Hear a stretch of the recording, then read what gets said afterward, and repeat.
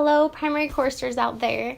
I just had a really fun time watching conference today, and I wanted to share two little takeaways that I got from conference from the Saturday session that can really be applied with being a primary chorister. I was thinking, how can this help primary choristers? What different teachings can I pull out here that the prophets and apostles are teaching us? And one thing that came to mind was when they were talking about service and how that's pure religion and when you're really thinking about others. And I know when I'm up in front of the primary kids, if I'm thinking about myself, no matter what it is, if I'm thinking about how I look, if I'm insecure, if I'm like, oh no, is this dress too short? Or oh no, whatever it is I'm thinking about, then I'm not my best self. And usually the 20 minutes that I get to teach the kids songs really doesn't go that well. But I know that every time that I forget about my insecurities, forget about, I have to make a concerted effort to think about the kids and not what maybe some of the adults might be thinking about, or if I'm thinking that they're judging me or anything like that. And that just makes me nervous if I'm thinking about myself. But every time I say a prayer and say, Heavenly Father, please help me just to think about the kids. What can I do to the kids right now? Do for them, really. What can I do for them that will help them learn the songs and feel the Spirit? And so when I think about them, then those 20 minutes go a whole lot better. And I'm not thinking about myself. I'm thinking about them. And so that's what I got. That was my number one takeaway, was to just serve. And if you are feeling insecure in the calling, if you just got the calling, if you're just like, I don't know how to do this. This is I don't know how to put on this show in front of everyone, right? Just, that's what my advice would be, is to think about the kids and to make a concerted effort not to think about yourself or your nervousness or your insecurities, or think about what other people are, if they're judging you or if they're thinking, whatever, it doesn't matter what they think. And then the second takeaway was it talked about failure and keeping that enthusiasm as you fail and fail and fail. And I have a personal experience to go with this. So I've been a primary chorister for 2 different wards, so over 5 years now, if you put those 2 times together. And just recently, I had an experience where I felt like a failure. And I was just teaching songs, and there was this one little girl that would not stop talking, and everything she said was mean. And she was 9 years old. And she's in the first row. I don't know what it is about those first row kids sometimes. But I don't know how or why, but that day I really took it personally. And I went home and cried because she was saying, I hate this song. How come we have to sing this song? And I'm sure you know what I mean. It happens to everyone. But I figured that, since I've been a primary chorister for a long time, I can handle it. I'm not going to take things personally. They're just kids. I understand she's having a hard day. Maybe she's upset about something completely different that has nothing to do with the songs we're singing.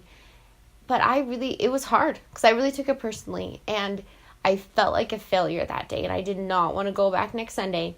I didn't want to do it. And I'm like, this should feel more natural to do because I've been doing it for so long. But in that moment, it was hard to go back. And when I was listening to the words in conference today, I thought, that's a good way to look at it. To not treat it as a failure, but just as an opportunity to learn and keep that enthusiasm.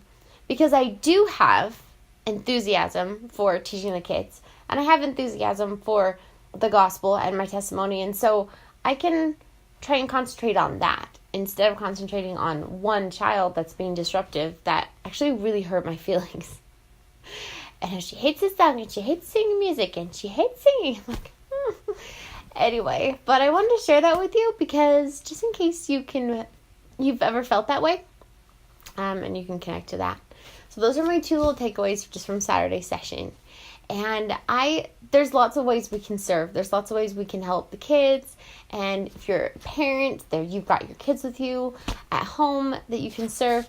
And I want to tell you about an invested parent membership website. And it's a group of parents that are just trying to be better parents, to build their relationships with their kids and to find joy in the journey. I know lots of moms, especially, they have to make a concerted effort and build skills to find that joy and to keep those moments of joy in their heart when it's hard. And that was even mentioned in conference too today, about teaching kids. I think it was the last one.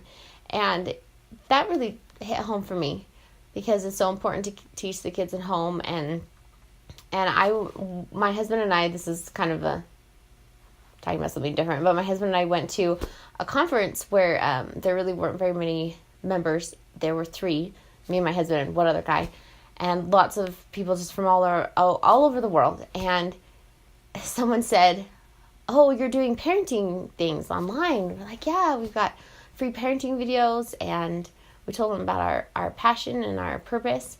We told them about our 4 kids. One's autistic, nonverbal, and another child, our oldest child, has 15 surgeries. And he's only 8. And so we were telling him about this, and he's like, "Oh, great." He's like, "One thing in your videos, make sure you don't say that you're LDS." And I was like, "Really?" And they're like, "Yeah, because then people go, oh, well, that's why they're good parents." The guy was completely serious. He's like, "Because LDS people are always good parents. They're the best parents."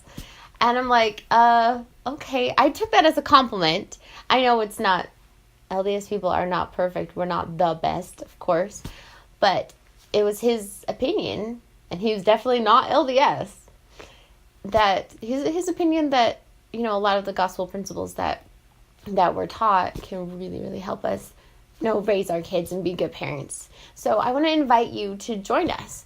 And there's a link down at the bottom of this page, under this YouTube channel video, that you can click and check it out and find out more about investinyourchild.com and how you can join the community of parents that are investing in their children. And that investment is yourself. So every time that you help your children with their spelling words, or teach them how to fry an egg, or put a Band-Aid on their bleeding knee, or whatever you're doing, every time you do those types of things, you're investing yourself in them. And so that's what we're focusing on, is how we can invest in our children consistently and just a little bit every day. And we've got little challenges every week that we email and stuff, and it's a lot of fun. We always do a mom and a dad and a kid perspective on our little videos. And we keep them short, to the point, because we know parents are really busy. And so we just want to invite you to join the Invested Parents area. So click on the link below and find out more about that. Thank you so much, and enjoy the rest of the conference tomorrow. I know I'm excited.